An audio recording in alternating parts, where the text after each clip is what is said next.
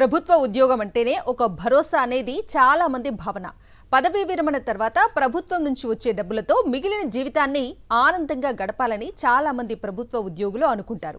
కానీ సుదీర్ఘ కాలం పాటు తెలంగాణ ప్రభుత్వంలో ఉద్యోగం చేసి రిటైర్డ్ అయిన ఒక ప్రభుత్వ ఉద్యోగి మాత్రం పదవీ విరమణ ఫలాలు అందుకోకముందే కన్నుమూశాడు.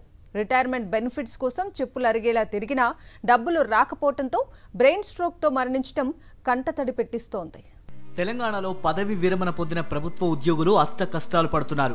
రిటైర్మెంట్ బెనిఫిట్స్ సకాలంలో అందడం లేదని ఆవేదన వ్యక్తం చేస్తున్నారు.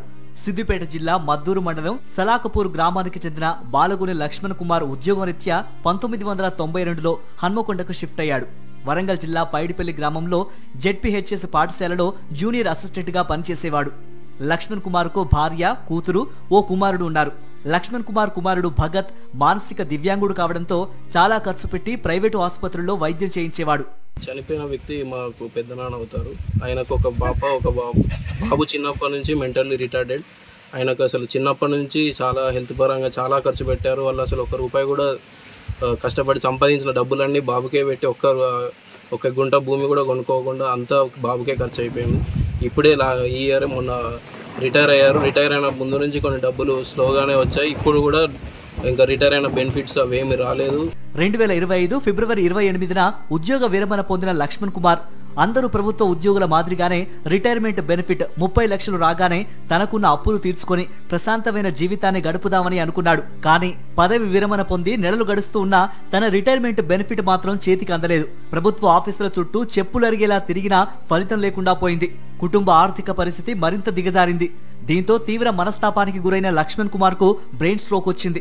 ఓ ప్రైవేటు ఆసుపత్రిలో దాదాపు 48 రోజుల పాటు మృత్యుతో పోరాడిన లక్ష్మణ్ కుమార్ చివరకు కన్ను మూశారు. రిటైర్డ్ కావడంతో చికిత్స పొందుతున్న సమయంలో ప్రభుత్వ హెల్త్ కార్డు కూడా పనిచేయలేదని కుటుంబ సభ్యులు చెబుతున్నారు. దాదాపు 10 లక్షల రూపాయలు అప్పు చేసి వైద్యం చేయించినా ఫలితం లేకుండా పోయిందని ఆవేదన వ్యక్తం చేస్తున్నారు. చివరకు వైద్యం చేయించే స్తోమత లేక వరంగల్ ఎంజీఎం ఆసుపత్రిలో చేర్పించారు కుటుంబ సభ్యులు. చికిత్స పొందుతూ లక్ష్మణ్ కుమార్ మరణించాడు. పదవి విరమణ పొందిండు. వచ్చే బెనిఫిట్స్ అందాక ఆయన 6 నెలల నుండి మానసికంగా అదైండు. బ్రెయిన్ స్ట్రోక్ వచ్చింది. డబ్బులు వస్తలేవు, ఈ అప్పులు ఎట్లా కట్టాలి, అప్పుల వాళ్ళు అడుగుతారని లోన్ తీసుకున్నాడు 20 లక్షలు.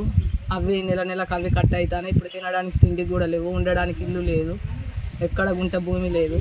ఇప్పుడు చనిపోతే కూడా అమ్మ వాళ్ళ ఇంటి దగ్గర తీసుకొచ్చేసినాం. సుదీర్ఘకాలం ప్రభుత్వ ఉద్యోగం చేసి రిటైర్ అయిన తర్వాత ఆ ఫలాలు అందుకోకుండా లక్ష్మణ్ కుమార్ మృతి చెందడంతో ఆయన కుటుంబ సభ్యులు కన్నీరు మున్నీరుగా విలపిస్తున్నారు. ఇప్పటికైనా ప్రభుత్వం చొరవ తీసుకుని తమను ఆదుకోవాలని లక్ష్మణ్ కుమార్ కుటుంబ సభ్యులు వేడుకుంటున్నారు.